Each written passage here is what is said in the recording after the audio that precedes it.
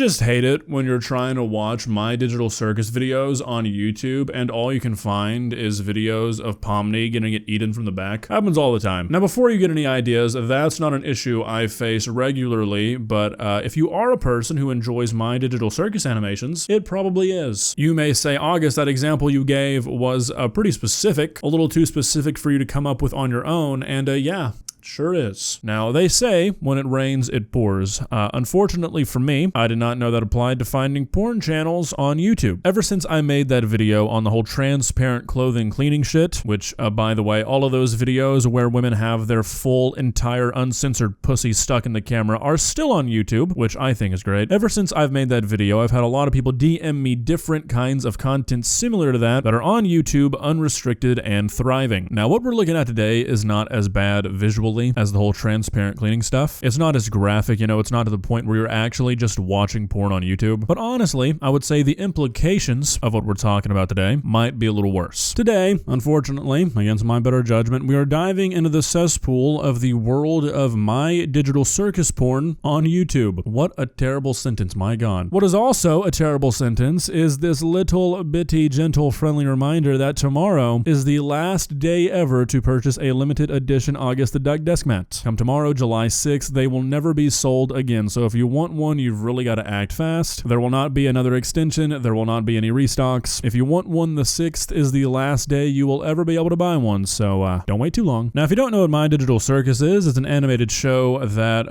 while not like necessarily intended for children, has a pretty large percentage of children in the fan base. And that, combined with the fact that there are a lot of people out there who at best just have no morals and are willing to exploit a child's curiosity for money, and at worst are purposefully trying to expose children to pornographic material, there are a lot of channels who specialize in making nothing but softcore My Digital Circus porn for YouTube. Not exactly what I imagine a lot of people saying they want to do with their life once they grow up, but I guess some people have got to take the high path. Now, there are a lot of channels that do this, but the two worst ones I could find are GM Craft and X Animation, which if you'll direct your attention to the screen, you'll get a bit of a sneak peek of the kind of content these people make. Now, don't get me wrong, GM Craft's thumbnails are not good by any means, but at least a lot of what's going on is sort of more implied rather than just shoved in your face. The thumbnails on the X Animation channel, they don't leave a whole lot to the imagination. They're really getting their message across. Now, I'm not going to sit here and pretend that I've gone through every single one of these videos because I think doing that would have permanent effects on my brain, but I did go through about 10 videos on each channel, and none of them that I clicked on were age restricted. Now, if you can somehow ignore the thumbnails, that's not necessarily super surprising, especially for the GM Craft channel. What goes on in these videos is not really that well reflected by the thumbnails, and we'll get into that in a second. But like I said, I went through about 10 videos on the X Animation channel, and the thumbnails on that channel are pretty graphic. You know, we've got Pomni, is that her name? I think, in the full Nelson position in one of these thumbnails, and that video is not age restricted. Like, these are pretty graphic, pretty suggestive thumbnails, and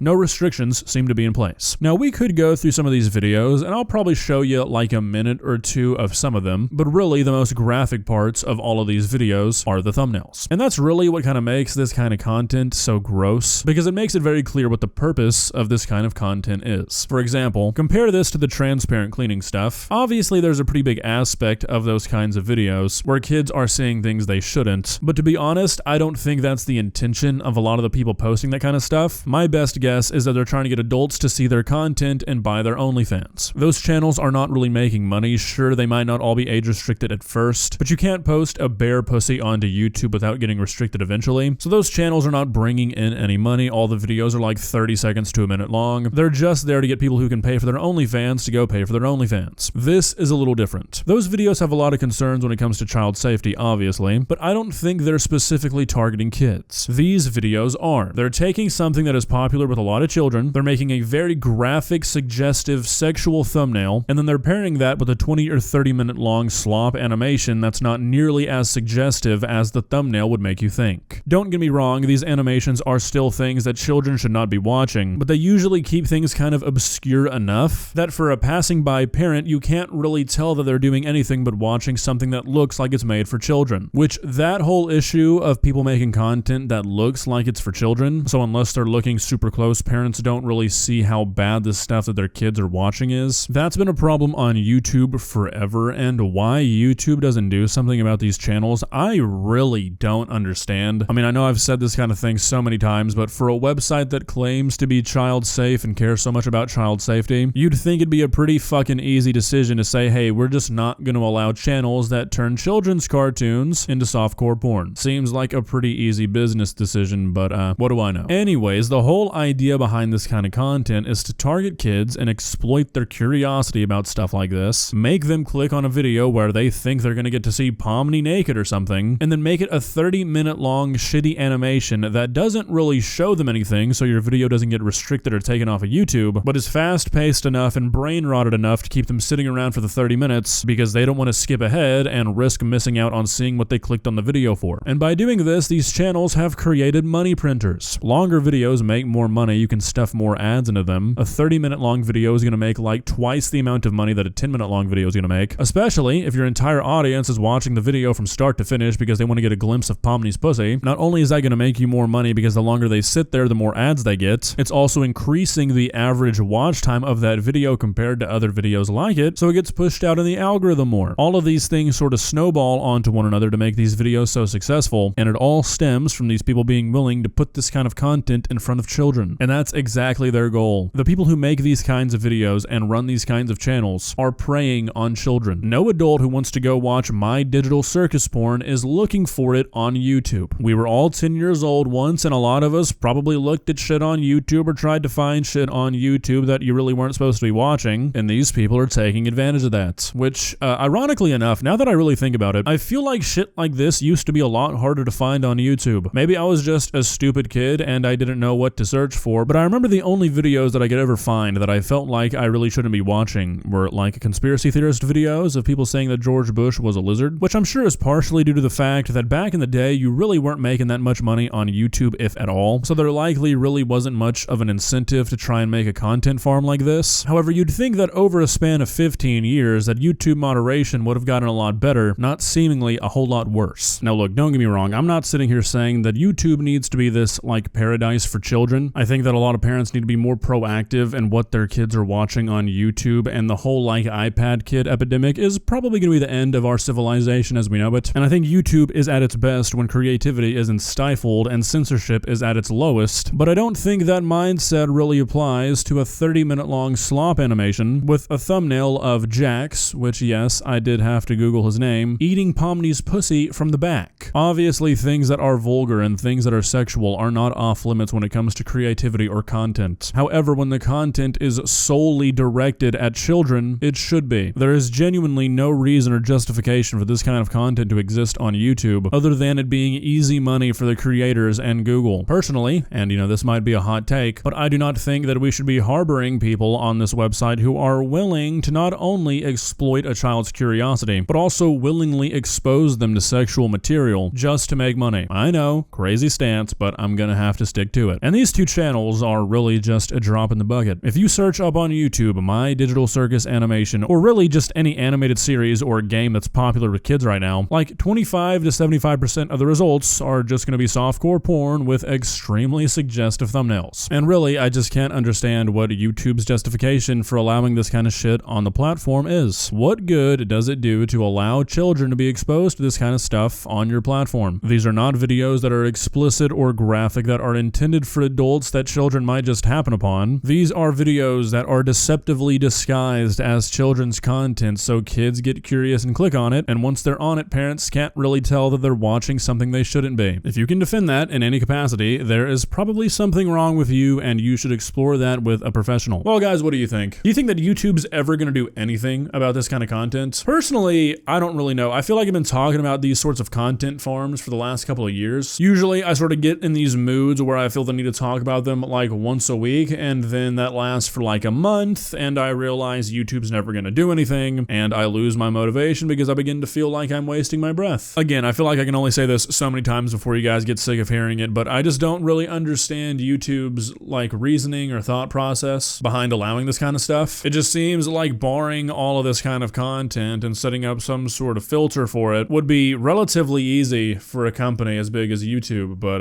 I think they just don't care to. I think this kind of stuff just brings in way too much money, and not that many people talk about it, not too many people make a fuss about it, so they're just like, fuck it, let's just keep printing money. So, you know, that's cool. Always reassuring to know that I work for a company with a strong set of morals. Helps me sleep at night. See ya.